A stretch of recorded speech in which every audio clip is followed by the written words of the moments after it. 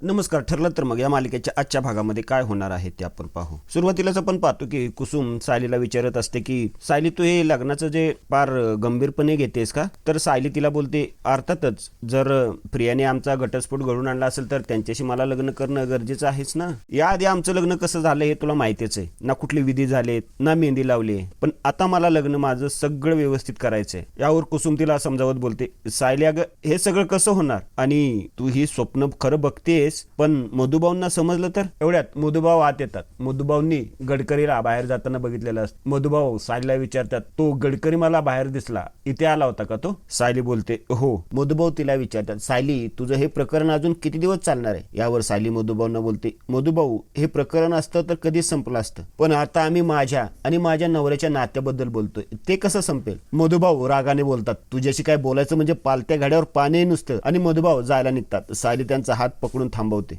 सायली मधुभाऊंना विचारते आजपर्यंत मी तुमच्याकडून काय मागितलंय मधुभाऊ? मधुभाऊ नाही बोलतात. सायली बोलते नाही मागितलं ना, कारण लहानपणापासून मला माझ्या मनासारखं जगण्याची काही सवयच नाहीये. माझे जन्मदाते मला लहानपणीच सोडून गेले. माझ्या इच्छेविरुद्ध मला अनाथ म्हणून वाढवलं गेलं, तेही माझ्या इच्छेविरुद्ध. माझं अर्जुन सरांबरोबर लग्न झालं, तेही माझ्या इच्छेविरुद्धच झालं होतं. पण मधुभाऊ आत्ता कुठं माझ्या मनासारखं घडायला लागलंय. मी ज्यांच्यावर प्रेम करते तेही तितकंच माझ्यावर प्रेम करतात, हे आता मला समजलंय. मग हे प्रेम मी माझ्या हातून असंच निष्ठून जाऊ देऊ? मधुभाऊ रागाने सायलीला बोलतात प्रेम आहे त्याचं तुझ्यावर. त्याचं जर प्रेम असतं ना तुझ्यावर तर तो प्रिया बरोबर लग्न करायला कधीच तयार झाला नसता. यावर सायली बोलते अहो मधुभाऊ त्यांनी ते नाईलाजाने करायचं ठरवलंय. ते त्यांचं कर्तव्य बजावतात आणि मी माझं नातं बजावते. आणि मधुभाऊ त्यांचं जर प्रियाशी लग्न झालं ना तर ते कधीच खुश नाही राहू शकणार आणि मी असं होऊ देईन. मधुभाऊ रागाने बोलतात तुझ्याशी बोलण्यात काही अर्थच नाहीये. तू एकदा मनाशी काय करायचं ठरवलंस ना तर ते करण्यासाठी स्वतःचा जीवही देशील, हे काय माहित नाही का मला? सायली बोलते माहिती आहे ना मधुभाऊ, मग तुमची ही हट्टी मुलगी तुमच्याकडे जे काय मागते ते द्या ना मग तिला.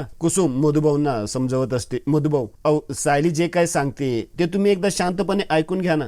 सायली मधुभाऊंना बोलते मधुभाऊ मला लग्नाचे सगळे विधी करायचे, हळद मेहंदी चुडा हे सगळं करायचंय. मधुभाऊ तुम्ही जर माझं लग्न जमवलं असतं तर हौसेने हे सगळे विधी केलेच असते ना तुम्ही, मग आत्ताही आशीर्वाद द्या ना. मधुभाऊंना काय करावं काय कळत नाही. मधुभाऊ उठून चाललेले असतात. सायली त्यांचा पाय पकडते आणि सायली बोलते मधुभाऊ नाही म्हणू नका, अहो मी तुमच्याकडे आनंदाचे क्षण मागते आणि मी काय त्यांच्याशी लग्न करणारच आहे आणि तुमचा जर आशीर्वाद असेल तर मला खूप बरं वाटेल मधुभाऊ. यावर मधुभाऊ रागातच बोलतात मी तुझा जन्मदाता नसेन पण काळजाचा तुकडा म्हणून तुला वाढवलंय. आता तू दरीत उडी मारायचं ठरवलंयस तर मी तुला वाचवू शकत नाही. तू जखमी होशील तेव्हा तुझा हा बापच तुला औषध लावायला असेल. एक गोष्ट लक्षात ठेव सायली, तुझ्या पदरी शेवटी निराशाच असेल. तुझी चूक कबूल कर, रडण्यासाठी तुझ्या या बापाचा खांदा असेल. यावर सायली हसतच बोलते चूक झाली तर जरूर कबूल करेन मधुभाऊ, पण यावेळी मी चुकत नाहीये मधुभाऊ आणि तुम्ही मला अडवत नाही आहात हाच मी तुमचा आशीर्वाद समजते. मधुभाऊ बाहेर निघून जातात. सायली कुसुमला बोलते आता आपण माझ्या मेहंदीच्या तयारीला लागूया कुसुमताई. कुसुम बोलते हो, पण त्याआधी आपण प्रियाच्या मेहंदीची तयारी करू. सायली कुणाला तरी फोन करते आणि सांगते प्रियासाठी जी आपण स्पेशल मेहंदी बनवली ना ती घेऊन तू उद्याच पनवेलला ये. इकडे तन्वी सायलीच्या चाळीमध्ये येऊन तिच्या शेजारीच एक मेहंदी लावणारी आर्टिस्ट असते तिला बाहेर बोलवते आणि तिला सांगते की माझं अर्जुन सुभेदाराबरोबर लग्न होणार आहे तर तू मला मेहंदी काढायची. ती जोरजोरात सांगत असते की ते सायलीला ऐकू जाईल आणि ती त्या मेहंदी आर्टिस्टला सांगत असते की तू येताना सगळ्या चाळीला सांग की मी अर्जुन सुभेदारच्या बायकोच्या हातावर मेहंदी काढायला जाते आणि तू येताना सायलीला पण सांग. एवढ्यात सायली तिथे येते आणि सायली तिला बोलते हेच मला सांग ना. तोनी बोलते अगं हो हेच मी हिला सांगत होते माझ्या लग्नाबद्दल. सायली सॉरी मला तुला माझ्या लग्नाला इन्व्हाइट नाही करता येणार कारण मी ज्या व्यक्तीशी लग्न करते तो कधीतरी तुझा नवरा होता. तन्वी खूप खुश असते, ती हसत असते. सायली ही गालात तिच्याकडे बघून हसत असते. सायली तिला बोलते अगं तू हे सगळं मला का सांगतेस? तुझं त्यांच्याशी लग्न होणार नाही याची भीती वाटते का? तोनी बोलते भीती? मला कशाची भीती? तुझा काहीतरी गैरसमज होतोय.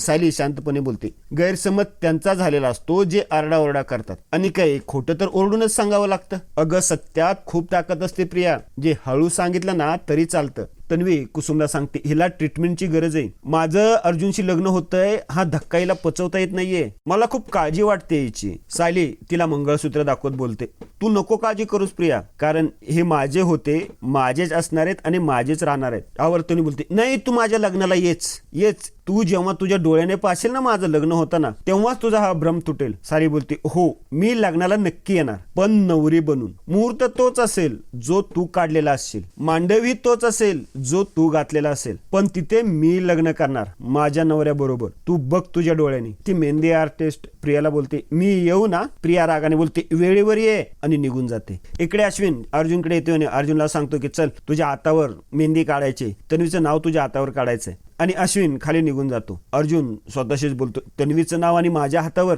इम्पॉसिबल, हे अशक्य आहे, मी ते होऊ देणार नाही. आणि अर्जुन काचेचा ग्लास घेतो आणि तो हाताने फोडतो. त्याच्या हाताला काचा लागतात. पुढे आपण पाहतो की तन्वीला मेहंदी लावण्यासाठी सर्वजण मेहंदी आर्टिस्टची वाट पाहत असतात.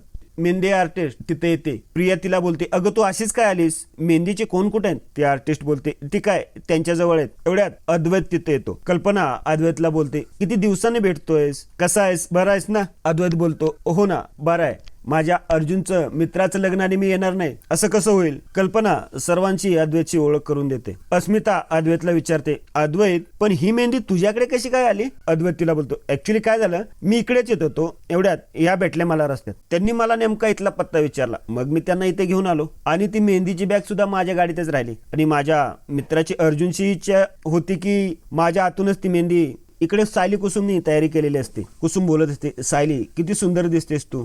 सायली तिला बोलते, बरं ते जाऊ दे, आता आपण मेहंदी काढायला घेऊया. एवढ्यात सायलीजवळ कला येते आणि बोलते, लगेच काढायला घेऊया, आणि ती मेहंदी मी काढणार आहे. कला तिला बोलते, काय सायली, तू कोल्हापूरला याचं कॅन्सलच करून टाकलंस. मग मी तुला भेटायला येणारच होते, मग नंतर तुझा कॉल आला. बघ तुझ्या मेहंदीच्या निमित्तानेच भेटायचा योग होता आपला. कला बोलते, बरं सायली, आपलं जसं ठरलं होतं तसं मी आणि चांदेकरांनी प्रियासाठी खास मेहंदीचे कोण आणलेत. सायली तिला बोलते, थँक्यू. कला बोलते, थँक्यू नको ग, प्रियाला अद्दल घडवायला आणि तुझं आणि अर्जुनचं जमवायला कला आणि अद्वैत खमकेत. आणि आजचा भाग येथेच संपतो.